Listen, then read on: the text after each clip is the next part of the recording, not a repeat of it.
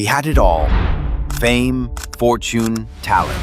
A global icon before he even turned 20. But behind the flashing lights and sold-out concerts was a secret, one that would explode into one of the most infamous scandals in modern music history. Why does the internet hate Chris Brown? What really happened? And how did one of the most promising careers in R&B spiral into a long, disturbing legacy of violence and controversy?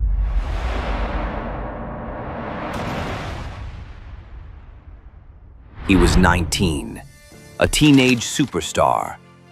Chris Brown had already made a name for himself: platinum records, legions of fans, a voice destined for greatness. But in 2009, the world saw another side of him, and it all started with a car ride. Chris was dating Rihanna. Together, they were music's golden couple. But one night, Rihanna found a message on Chris's phone, a message from another woman, and everything changed. What followed wasn't an argument, it was an assault. He drove with one hand. With the other, he was striking her. She screamed, she bled, she begged. When she tried to call for help, Chris allegedly threatened to end her life. She screamed out the window. Neighbors heard. Police were called. Chris Brown was arrested. The leaked photos of Rihanna's injuries were brutal. And in that moment, the world turned on him.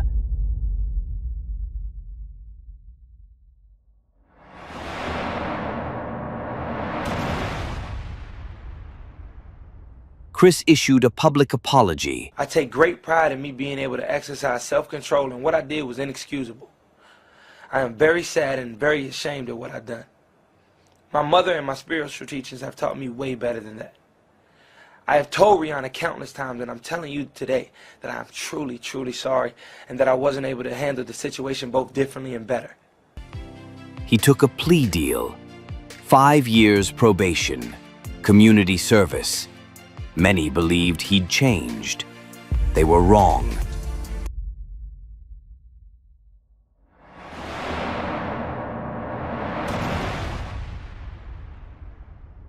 In 2013, still on probation, Chris got into a fight over a parking spot.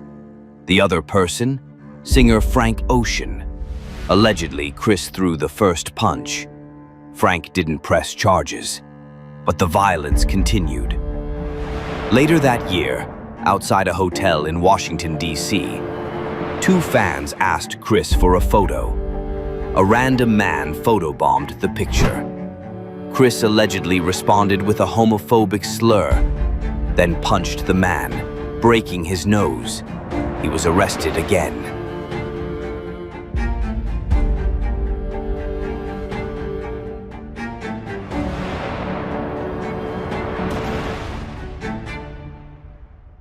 Chris was ordered into anger management rehab, but even there his temper boiled over.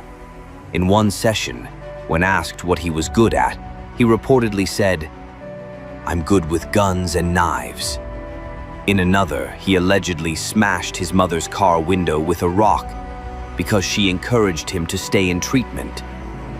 He was kicked out of rehab, then another, and eventually spent over 100 days in jail. In 2016, Chris allegedly attacked his own manager. The manager sued. Another quiet settlement. In Las Vegas, he was accused of punching a woman simply for taking a photo. Chris publicly insulted her online. Another lawsuit, another settlement. Allegations of sexual assault soon followed. One involved a dancer on a yacht owned by Diddy. The details are disturbing.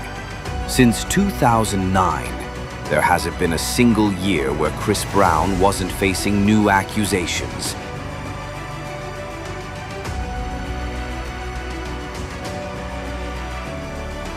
In 2023, Chris was on tour in the UK.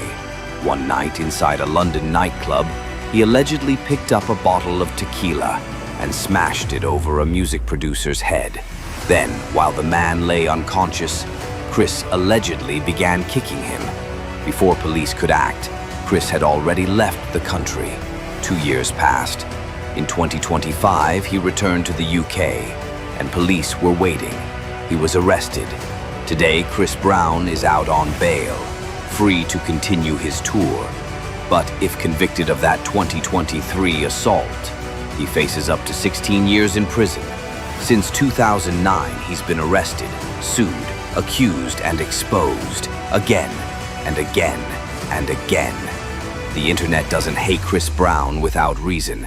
They've watched for over a decade as a once beloved star spiraled into violence, denial, and self-destruction.